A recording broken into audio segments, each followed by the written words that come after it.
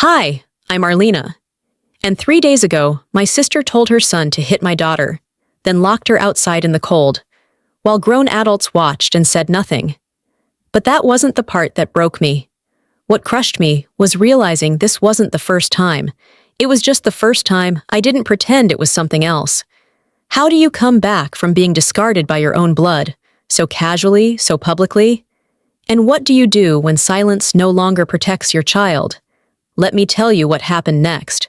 The last time I was at Vera's house, it was for her Christmas party 2 years ago. I remembered standing near the fireplace, holding a paper plate of cocktail shrimp, while someone asked if I was just helping with setup. That moment should have taught me everything I needed to know. But I guess I wanted to believe people could change. Vera's home looked exactly as I expected. Grand, crisp, like something ripped from a magazine. The kind of place where not a single cushion was out of place, and the air smelled faintly of citrus and power. Her front porch was lined with white columns, and holiday garlands already wrapped around the handrails, even though it was barely the first week of December. Oregon's chill bit through my coat as I helped Lainey out of the car. "Do I have to go in?" Lainey asked, clutching her stuffed fox to her chest. I bent down and brushed her bangs aside. "Just for a little while, honey. It's Jarek's birthday, remember?" She nodded, but her smile didn't reach her eyes. Inside, the warmth was immediate, and so was the scrutiny. I could feel it in the way Vera's eyes flicked to my jacket, my shoes, the tired purse slung over my shoulder. Still, she pulled me into a hug, all staged affection and a whisper of perfume that was just too sharp. "You made it," she said. "Right on time, for once." "I said 3, didn't I?" I replied with a thin smile. Dorleen floated into the room like a queen arriving at court, immediately fussing over Vera's decorations. "Oh, sweetheart, this is just perfect," she gushed, inspecting the floral centerpiece as if she were judging a competition. She didn't even look at me. I guided Lainey toward the play area set up in the den. Jarek's friends were already gathered, tearing into gift bags, shouting over one another. Vera gestured toward a cluster of folding tables. "That one's for the kids," she said, pointing to a plastic table with cartoon balloons and mismatched chairs. I scanned the cake sitting on the buffet.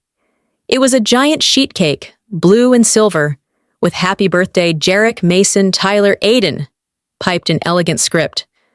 No Lainey. No space for more. She noticed me looking. "Oh, I wasn't sure she was coming," Vera said, already turning away. "Right," I murmured. "Wouldn't want the bakery to waste icing." As I helped Lainey settle in, she glanced at the cake, then at me. "Why isn't my name on it?" I reached for her hand under the table. "Maybe they just forgot, sweetheart." But we both knew better. In the kitchen, I tried to fade into the background. I chatted politely with other guests, mostly parents from Vera's circle. Real estate, local politics, PTA moms with fresh manicures and layered laughs. I was halfway through a plastic cup of punch when I heard her voice float out across the room. "Some people show up empty-handed, huh?" Vera said, loud enough for the corner group to hear. Laughter trickled around her. I didn't flinch. I didn't fire back. I looked at her and smiled like someone who had learned, finally, how to take notes instead of bait. The party continued around me, noisy and hollow. I caught sight of Lainey sitting at the edge of her table, picking at a cupcake like it was a puzzle she couldn't solve. I made my exit earlier than expected, offering Vera a vague wave and telling a few guests I had a deadline. No one stopped me. No one asked if everything was okay. The car ride was quiet until Lainey finally whispered, "Why didn't they put my name on the cake?"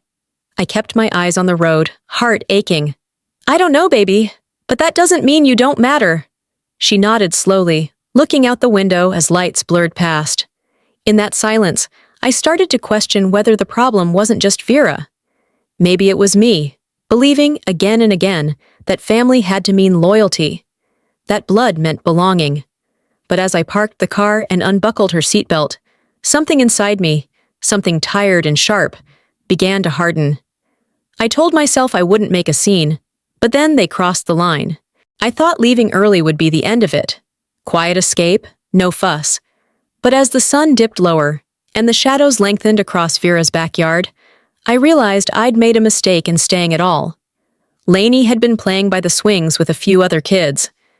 I watched her through the window, tucked behind the curtain with my coffee, needing just 5 minutes to breathe.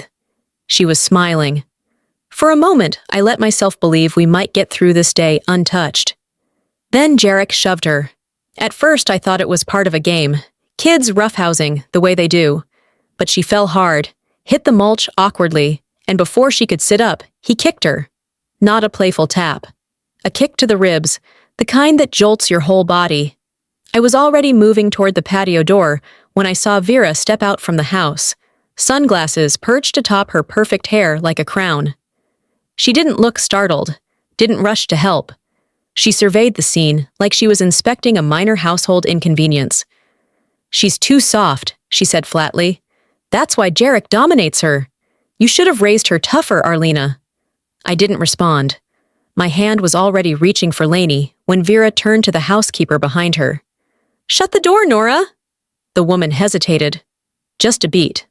Long enough that my heart caught in my throat. "She needs to learn consequences," Vera added, and the door closed. Locked. I stood there, hand frozen in the air, holding Lainey's elbow. She looked up at me, eyes wide, not from the fall, but from what she'd just seen, her aunt turning her away like she wasn't family. I didn't scream, didn't pound on the glass. Instead, I helped her sit down on the bench near the garden arch. It was cold, and the wind had picked up, carrying that wet Oregon scent of winter approaching too fast. I zipped her jacket slowly, my fingers steady even though everything inside me was cracking. "She said I'm soft," Lainey murmured, voice shaky. I swallowed the bile rising in my throat. Being kind isn't weakness. She leaned into me, and I felt how small she was. How warm. How undeserving of this performance we'd walked into, thinking it was a birthday party. I heard the door open again behind us. Someone stepped out. Vera's voice followed. "Stop acting like a martyr, Arlena. You raised her soft because you couldn't toughen yourself. Don't project that on my child." Guests nearby pretended to admire the garden lights. Some shifted uncomfortably. No one spoke. One dad from the PTA, Jeff, I think, looked away when I caught his eye. I stood. Quietly. Deliberately. "We're leaving," I said, not to Vera, but to Lainey. We walked to the side gate. I typed in the code I still remembered from the Christmas party 3 years ago. The gate creaked open, like it had been waiting for this moment. The car was colder than outside. Lainey didn't cry. She sat still, buckled herself in, and clutched her stuffed fox to her chest. As I pulled out of the long driveway, I didn't look back. Not at Vera. Not at the house. Not at the cluster of guests who suddenly found their phones very interesting. But as we reached the corner, I glanced in the rearview mirror. The lights from Vera's patio glittered like nothing had happened, like we had imagined it all. Lainey whispered, "Are we going home now?" "Yes, baby, and we're not coming back." She nodded, staring out the window. Then she said, almost to herself, "She didn't even say sorry." No, I thought, she didn't, and she won't. At a red light, I reached over and took her hand. "She doesn't get to decide who you are, or who I am." That night, after tucking her in and double-checking the locks, I sat in the living room with my phone in my lap, screen dark. I had no words left, but inside me, something was changing. I thought leaving would be the end of it, but pain doesn't stop at the driveway. By the time we got home, the sky had gone charcoal gray, and everything in our small apartment felt a little too quiet. I dropped my keys into the dish by the door and helped Lainey out of her coat. She didn't say much, just headed straight to the couch with her stuffed fox pressed tight to her chest.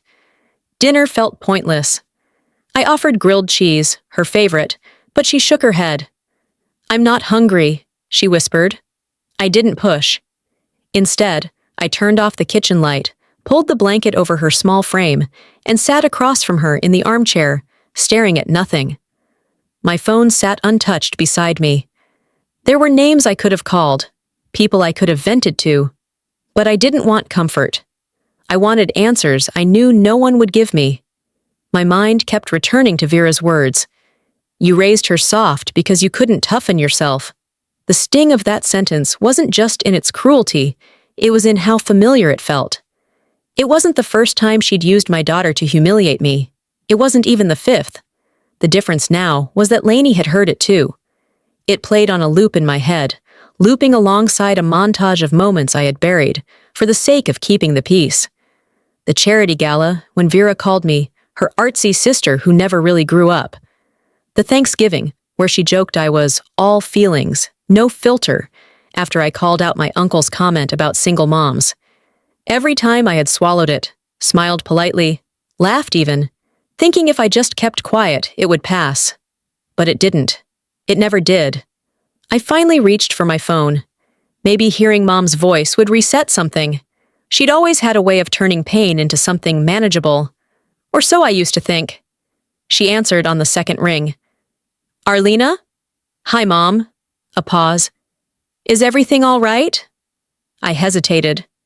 We left Vera's early. Oh? Her tone shifted, guarded. Was Lainey not feeling well? She was fine until Jarek kicked her. In front of everyone. Vera told the housekeeper to lock us out. Silence on the line. I could hear the clink of a spoon against ceramic. Probably her nightly cup of tea. She said Lainey needed to learn consequences, I added, my voice cracking. She's your sister, Mom finally said. And you know how dramatic you can be. Maybe Jarek didn't mean it. She shut the door on her, Mom. Another pause. Don't stir the pot, Arlena. Just give it some time. Families have moments. I hung up before she could say anything else. I sat in that darkness for what felt like hours. The silence no longer peaceful, but suffocating. I needed to do something, anything to ground myself. I glanced around the room and saw Lainey's sketchbook sticking out from under the couch cushion. I pulled it out gently. The page she'd left open stopped me cold. A simple drawing. 2 small stick figures sitting outside a square house, scribbled snowflakes above them. One figure held something round, her fox, I assumed. Above the house, in bold black crayon. They said I can't come in. I don't know how long I stared at it. The drawing wasn't just about today. It was about every weekend visit where she came home quieter. Every time she clung to me after a weekend at Vera's, telling me nothing was wrong. My daughter had been living in that cold longer than I'd noticed. I walked to my desk and opened my laptop. For once, I didn't hesitate. I clicked New Folder, titled it For Lainey's Safety. Then, I opened a blank document and began typing. My daughter was pushed, shamed, and locked outside by her family. This is what led to it. My fingers didn't stop for a long time. I wrote it all down. Dates, comments, what Lainey had said, what she hadn't. Everything that had lived in my chest for years spilled out onto the screen. I wasn't just walking away from Vera. I was walking back toward myself. Morning came heavy. I woke before the sun, still wearing the sweater from the night before, curled awkwardly on the couch. The laptop was still open beside me, the screen dim but glowing with everything I'd started documenting. For a moment, I considered closing it all, pretending yesterday hadn't happened. But then I heard Lainey shuffling in her bedroom, and the weight of it returned. She didn't want breakfast, just nodded when I told her we'd leave early for school. I packed her lunch, tucked her drawing into her backpack, and we stepped into the cold. The streets were quiet, and the sky still carried that pre-dawn blue that never looked quite real. At the school gate, Lainey's hand squeezed mine tighter than usual. She looked up at me, eyes wide, searching. You're safe now, I whispered, kneeling to meet her gaze. No one gets to hurt you anymore. She nodded slowly, then walked toward the door. Just before it closed behind her, I caught a glance from the school counselor, Mrs. Rowley. She didn't smile, just a long, concerned look. I felt it more than I saw it. By the time I got home, my coffee had gone cold in the cup, and my phone buzzed with a message from the school. "Hi, Ms. Wren. Lainey's teacher would like to speak with you briefly this afternoon. There's something we think you should see." When I arrived later that day, Mrs. Rowley ushered me into a side room with quiet urgency. She handed me a folded piece of construction paper. I opened it slowly. It was a drawing. A single stick figure stood outside a large box labeled "They." Gray clouds hovered above the figure, jagged lines marked "cold" and "bad." The figure had long hair and held what looked like a stuffed animal. "She drew it during free time," Mrs. Rowley said gently. And when I asked what it meant, she said it was about the weekend, about the house. My throat tightened. I couldn't speak. "We're required to file an internal report for something like this," she added, her voice even, professional. "There will be a counselor follow-up. I just thought, you should know first." I nodded, barely able to thank her before walking back to my car. I sat there, engine off, watching the steering wheel for a long time. She drew it, not just felt it, not just whispered it at night. She saw it, remembered it, and put it on paper. When I got home, I opened a blank note on my phone and typed out 5 versions of a message to Vera. The first was angry. The second tried to be civil. The third was sarcastic. The fourth ended with a threat. The fifth made me cry. I deleted all of them. Words wouldn't land the way I needed them to, not with someone like her. So I pulled out the last of my good stationery, white with a navy border, a gift from an old friend, and sat at the kitchen table. I wrote it slowly. "You crossed a line with my daughter. Don't pretend this is about family anymore. Next time, you won't be answering to me. You'll be answering to someone who doesn't care about keeping the peace." I folded the letter, sealed it, and walked 2 blocks down to her office. It was after hours, but the building had a mail slot. I slid it through. No one saw me. Back at home, I returned to my laptop. The folder I had started, for Lainey's safety, now had 3 documents and a voice memo. I added another document. Screenshots of old texts, messages where she'd minimized things. "Just a bruise," she'd said once. "Kids play rough." That night, I labeled everything. Dates, names, times. I wasn't angry anymore. I was done hoping she'd see reason. Done playing the role of the calm one. The one who didn't rock the boat. This wasn't a family disagreement. This was emotional abuse. And I wasn't asking anyone to believe me anymore. I was building proof. I thought that letter would scare her. I didn't expect her to strike first. I didn't answer my phone for 2 days. Not for my mother, not for coworkers, not even for Lainey's teacher when she left a second voicemail to follow up on the drawing. I wasn't ignoring the world. I was giving it time to reveal itself. And it didn't take long. On Wednesday morning, while sorting through a bin of old paperwork buried in the back of the hall closet, I found it. A worn manila folder labeled Mortgage Refinance 2018. I knew what it was before I opened it. Back then, Vera had called me crying, saying she was going to lose the house unless I co-signed some temporary documentation. "Just a formality," she'd said. "It won't change anything." But when I opened the folder and pulled out the scanned PDF, my hands stilled. My name was there, bold in the signature block, on a document that effectively transferred my share of a property we'd inherited from our grandmother, quietly reassigned to Vera. I sat on the floor for a long time, not shocked, just confirmed. This wasn't the first betrayal, just the most recent one I'd finally decided to stop excusing. That afternoon, a text lit up my phone from Greg, the neighbor across the hall. "Hey, Arlena, I wasn't sure if you'd want this, but I have security footage from Saturday." My chest tightened. He followed up with a link to a cloud folder. I opened the video and watched in silence. Lainey, standing on Vera's porch, sobbing quietly while the door closed behind her. Vera's figure, blurry but unmistakable, turned back into the warmth of her home as if my daughter were a stray animal. I downloaded the file. Then I backed it up twice. Once to my laptop, once to a private drive I'd created the night before. By Thursday, I needed air. I left the apartment and walked to the cafe around the corner. Just a few blocks, a chance to feel something other than the buzz of data and indignation. As I waited in line for my coffee, I heard it. She's saying Vera shut the kid outside. Can you believe that? She's always been kind of intense. I didn't turn around. I didn't need to. The town wasn't that big, and the words didn't sting, they confirmed. Vera had started talking. Or more likely, planting. I got my coffee, found a seat by the window, and watched people pass as if they hadn't just used my pain as casual gossip. There was a new layer to everything now. Every smile felt inspected. Every nod, calculated. When I got back home, there was an email waiting in my inbox. Arlena, we've decided to pause the contract for the illustrations on the wellness book. It's a timing issue, partly, but also, we've received some concerning feedback.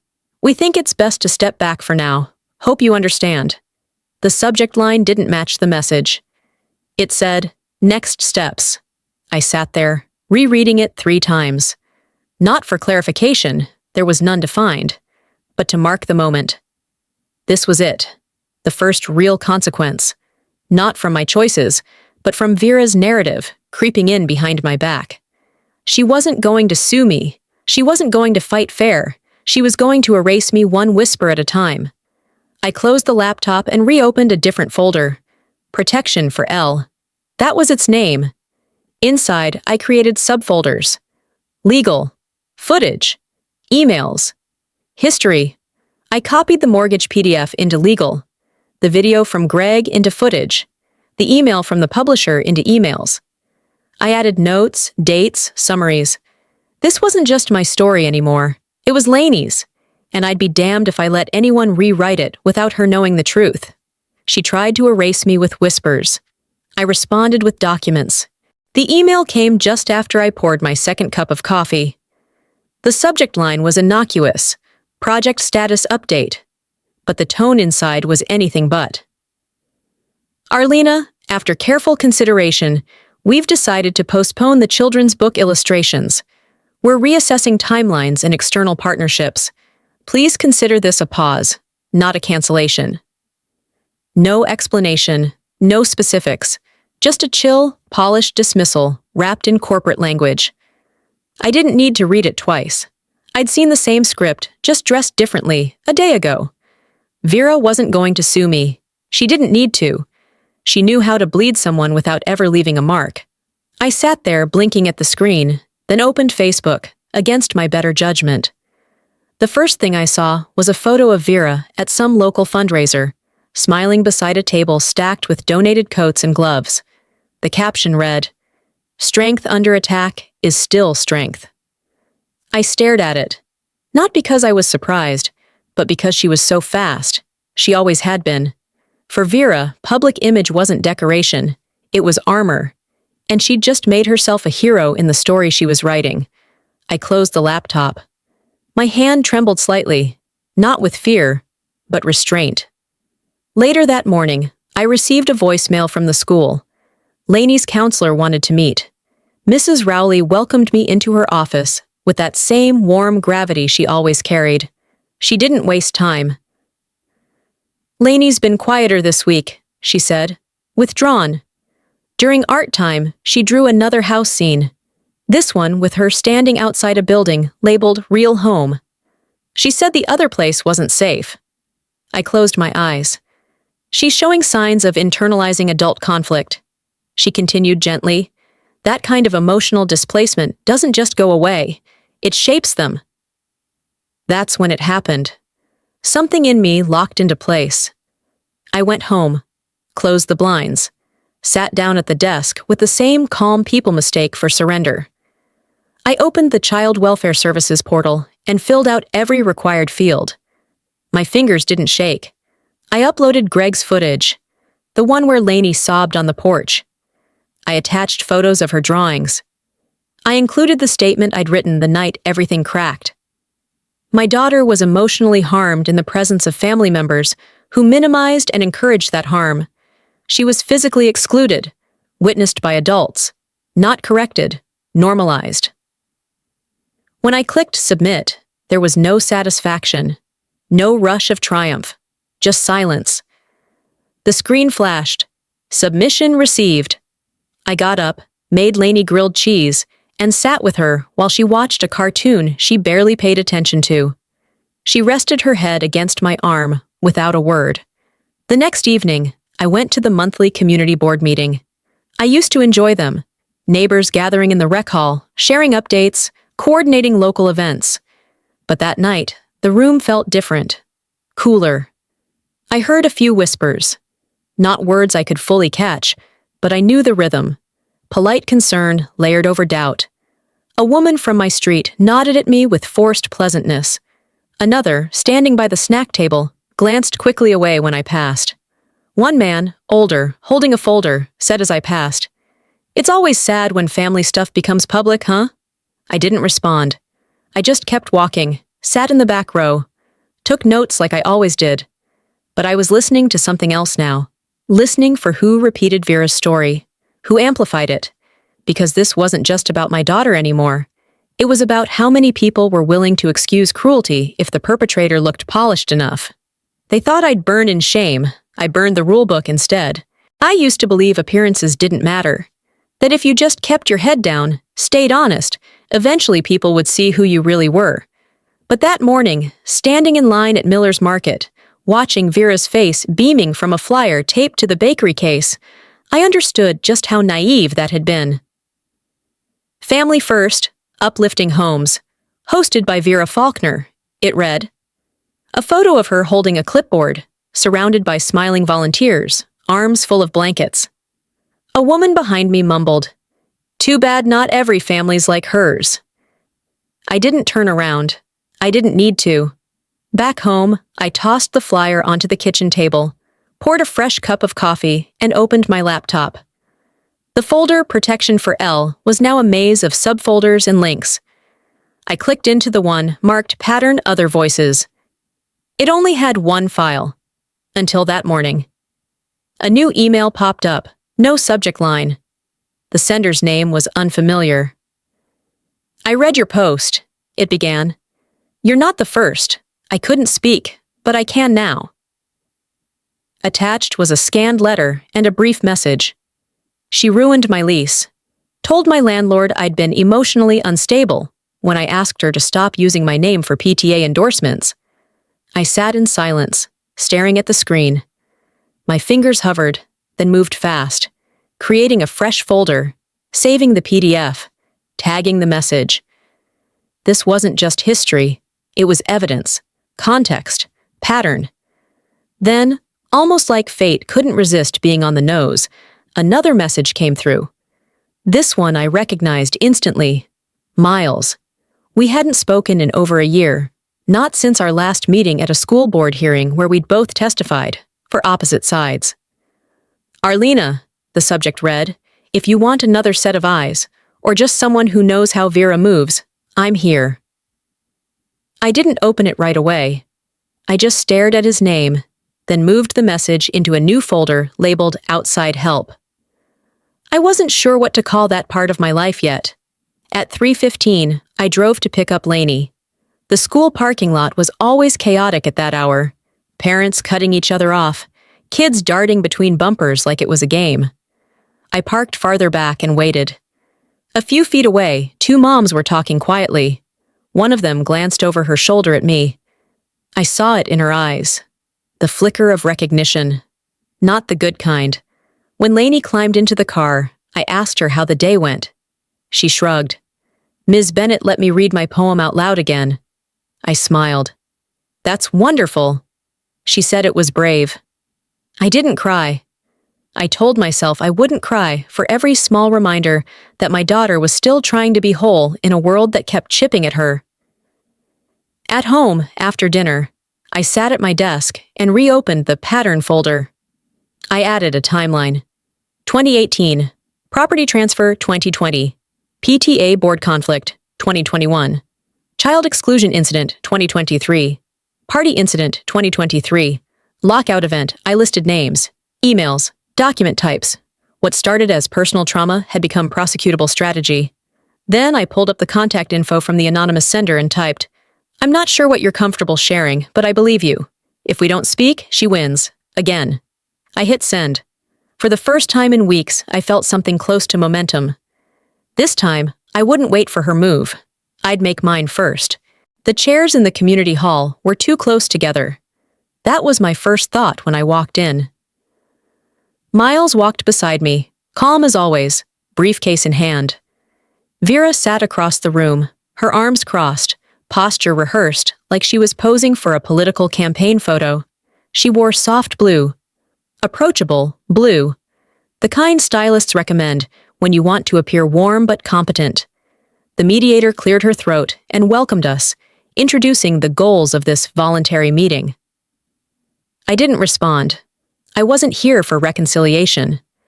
I was here to let Vera know, on record, that the performance was over. Vera offered a smile that didn't reach her eyes. "I think this has all been blown a bit out of proportion, don't you?" I kept mine steady. "We'll let the documentation speak." And we did. Miles pulled out copies of Lainey's drawings, time-stamped emails, the report submission confirmation. Vera shifted once in her seat, but didn't speak. Her face barely moved, until Miles read the description of the video Greg had submitted. Then, her jaw clenched, just slightly, enough for me to see the crack.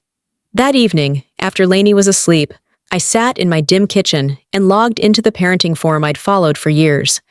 I'd never posted, never even liked a comment. But that night, I typed every word carefully. When your sister teaches her son to hit your child, and no one calls it what it is, silence becomes complicity. They told me I was dramatic, overreacting. That family matters more than feelings.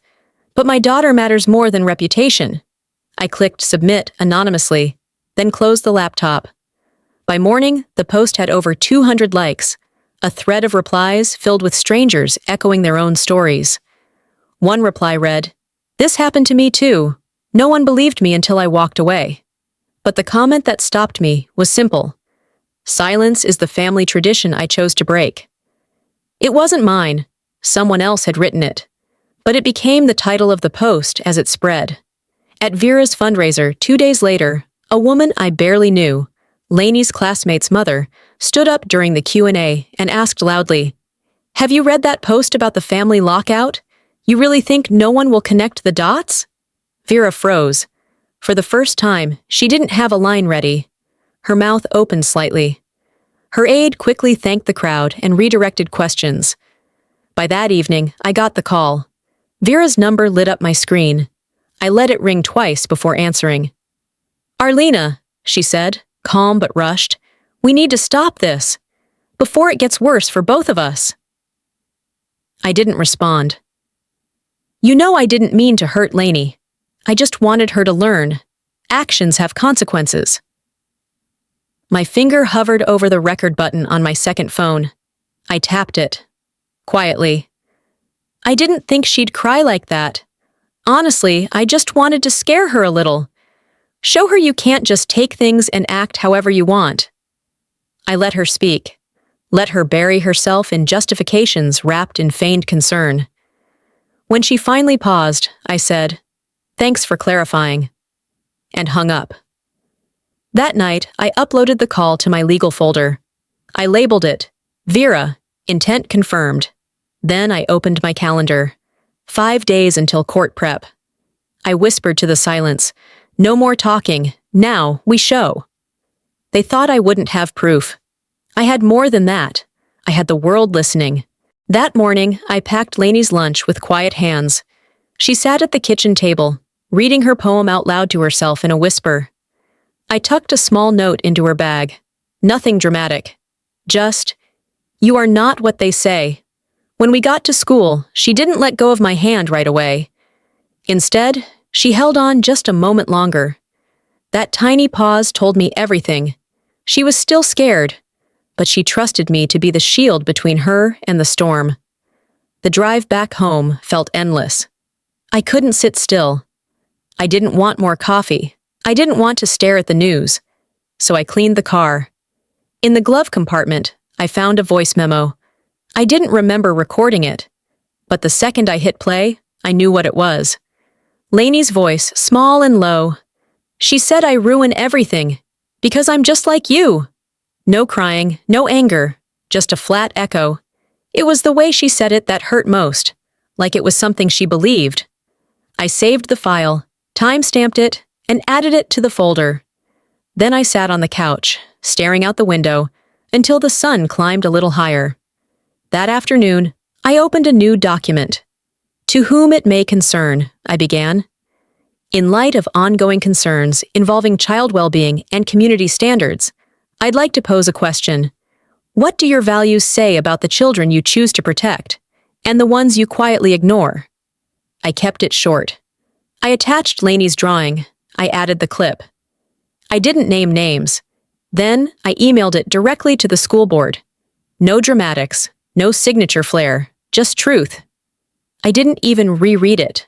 By evening, I found myself back at the cafe. The same one where whispers used to follow me like perfume. But this time, someone approached.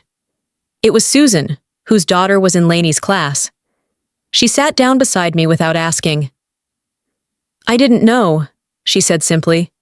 I didn't know it was that bad. I nodded once. That was all either of us needed to say. Across the room, Vera sat alone. No assistant, no clipboard. Just a half-finished tea she kept stirring, but never sipping. People didn't avoid her, but they didn't look at her the same way either. Something had shifted.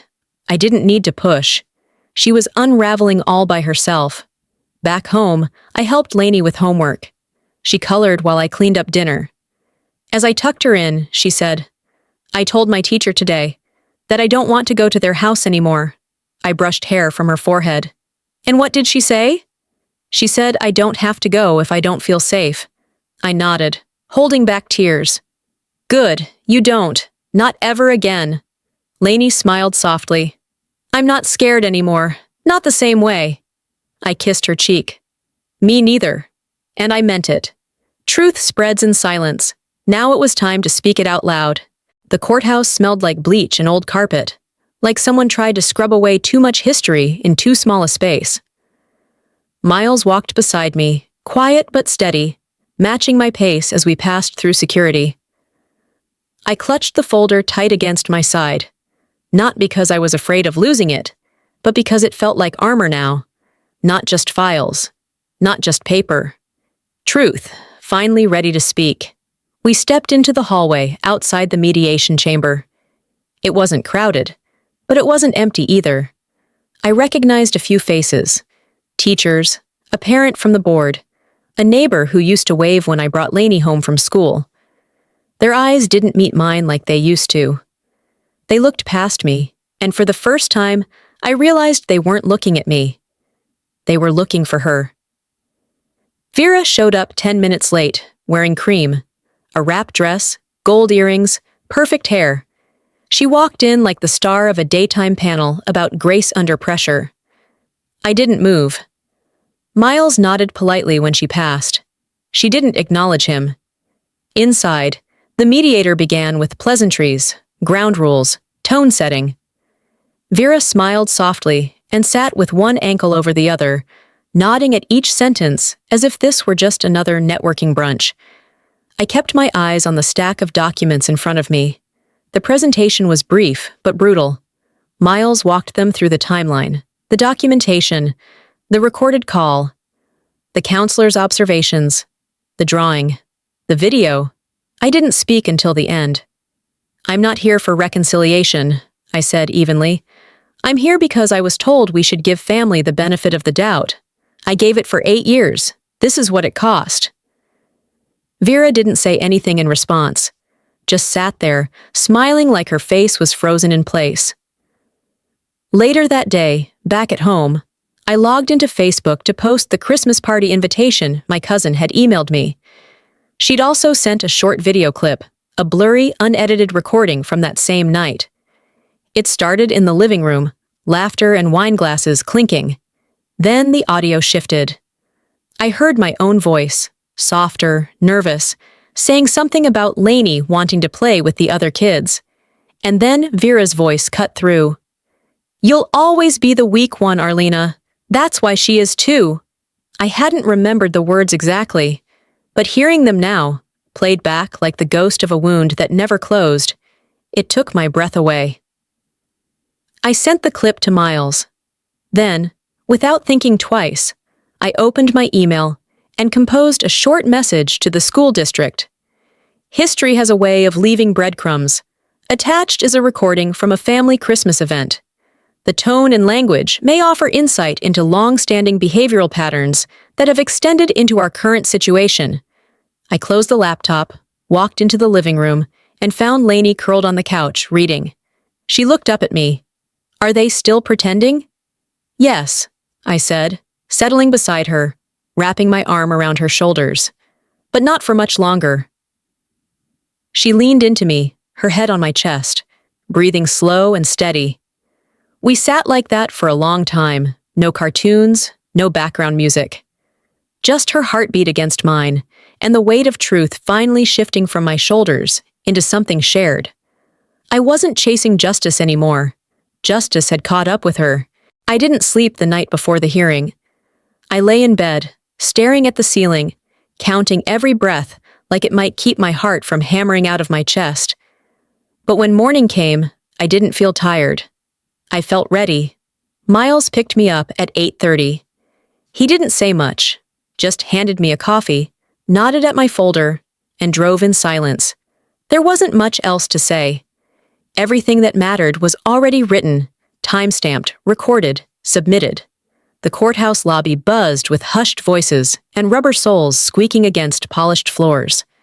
I saw a few familiar faces, parents from school, someone from the library committee, the receptionist from Lainey's pediatrician. But this time, they weren't whispering about me. They were whispering about her. "That's her sister," one man muttered to another, as Vera entered behind us.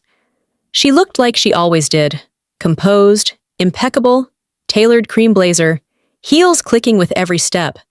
But there was a different tightness in her jaw, a hint of awareness she couldn't quite swallow.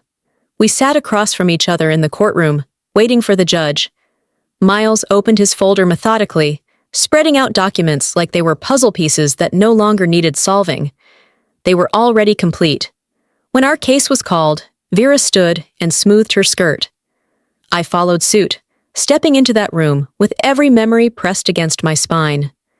The judge, a woman in her late 50s with a no-nonsense voice and warm but direct gaze, asked the basics.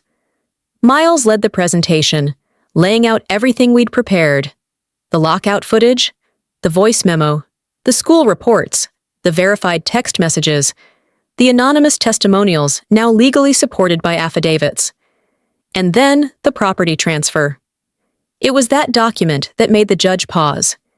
"You're stating that the respondent, Ms. Vera Faulkner, misled the petitioner into transferring partial ownership of an inherited property under false pretenses?" "Yes, Your Honor," Miles said calmly. Vera blinked. Her mouth opened, then closed. She started to speak, but the judge held up a hand. "We'll address your response shortly, Ms. Faulkner." Then came the moment none of us expected. "We also received a supplemental letter submitted this morning," the clerk announced. I turned slightly, confused. Miles glanced at me, then toward the judge. She read aloud, "From Gerald Wren, father of the petitioner." I froze. We hadn't spoken in over 6 years. I failed to protect my daughter when it mattered most.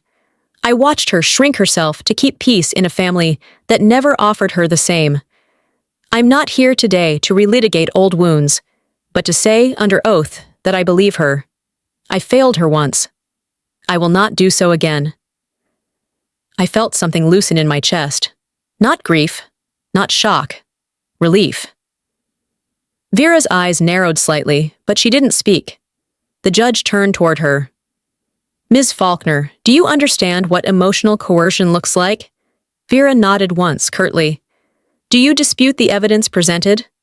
"No," she said, quieter than I'd ever heard her voice. "Then I'll proceed with the court's ruling." The judge granted me full legal and physical custody of Lainey, along with a no-contact order until further therapeutic evaluations could be completed. Vera was ordered to enroll in a supervised counseling program before any discussion of visitation. When the gavel fell, it was like the sound vacuumed the air from the room. Outside, there were no cheers, no applause, just a hallway full of people who looked me in the eye for the first time. I didn't need them to say anything. Their silence, for once, felt like recognition, not avoidance. Miles put a hand on my shoulder. "You did exactly what you came to do." "I didn't come to win," I whispered. "I came to stop losing." And for the first time in a long time, I felt like I had. Justice was given, but peace, I'd have to build that myself. 3 weeks after the gavel dropped, my apartment felt like someone had turned the volume down on life. And left it that way. No calls from lawyers, no school alerts, no texts from Vera. Just me, Lainey, and the hum of the kettle in the mornings. Each day had a rhythm now. I walked Lainey to school, sometimes holding her hand, sometimes letting her run ahead. I came home, made tea, and sat by the window. Not waiting, not planning, just being. That quiet used to terrify me. It used to mean isolation. Now it meant peace I hadn't known I needed. On a Thursday, Lainey came home holding an envelope tighter than her backpack. She dropped both at the door and waved the paper in my direction with a grin she hadn't worn in months. "I got picked," she said, "for literary night." I sat down on the couch and motioned her over. She handed me the flyer, crumpled but bright. Her name was there, listed fourth from the top. Title, "I'm Not Sorry." I froze. "Can I read it to you?" she asked. I nodded. She cleared her throat, straightened her back, and said, "This is for the kids who are told to be quiet, for the ones who say stop and get told to toughen up. I'm not sorry for crying when it hurt. I'm not sorry for saying it out loud. I'm not sorry I wanted to be treated like I matter. I'm not sorry I saw the truth." When she finished, I couldn't speak. She didn't look at me like she needed applause, just like she needed me to hear her. And I had. The following week, the library glowed with string lights, children's artwork, and folding chairs arranged in nervous rows. Lainey sat near the front, her poem printed on cardstock. I stood in the back, hand on my heart, trying not to break apart. When she stepped onto the makeshift stage and spoke those same words into a microphone, the room shifted. One teacher wiped tears from her glasses. A father looked at his son and nodded quietly. Lainey walked off stage like nothing big had happened, but something had. Not just in that room, but in us. Vera hadn't called. I didn't expect her to. What could she say now that wouldn't sound rehearsed? One rainy afternoon, I opened an old box from the hall closet. Photos, birthday cards, report cards. A dried flower pressed between the pages of a book I hadn't touched since before the divorce. Near the bottom was a picture of Vera and me on a dock, maybe 6 or 7 years old.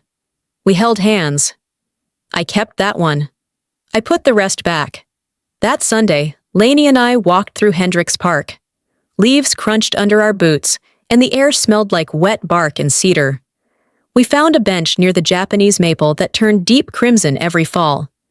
She sat beside me and leaned into my arm. "What happens now?" she asked. "Now?" I said, watching a squirrel dart between trees. "We live! That's the win!" We sat there, not because we were waiting for anything, but because we didn't have to run anymore. The story didn't end with a battle. It ended with a breath. There are moments in life when you don't realize you're choosing yourself, until silence finally feels like peace. For years, I thought staying quiet made me strong. That swallowing pain was the same as protecting those I loved. But the truth is, silence only ever protected the people who caused the harm. This story wasn't just about family. It was about boundaries, accountability, and the courage to choose healing even when it means standing alone. If you've ever been the one left out, dismissed, or made to feel small just for speaking up, let me remind you, Your voice has weight. Your story matters. You are not difficult. You are honest. And honesty can be lonely, but it's never wrong. What would you do if someone in your family crossed the line and no one stood with you? Have you ever had to choose between keeping the peace and telling the truth? I'd love to hear your thoughts. Drop a comment and let me know where you're watching from. If this story touched you, type 1 in the comments or share your experience. Someone reading it might need your words. And if you'd like to hear more real stories like this, raw, human, and healing, don't forget to subscribe to the channel. Your support keeps these conversations going, and you never know who you might help just by being here. Thank you for listening.